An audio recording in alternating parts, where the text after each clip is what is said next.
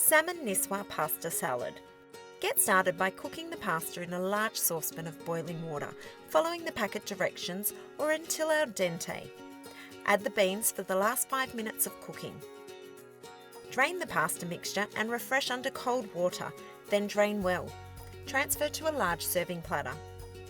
Meanwhile, bring a small saucepan of water to the boil.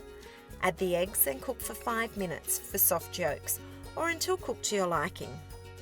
Drain and refresh the eggs under cold water. Peel and then use a small sharp knife to cut the eggs in half. Add the tomatoes, spinach and rocket, salmon, olives and capers to the pasta mixture. Season with salt and pepper.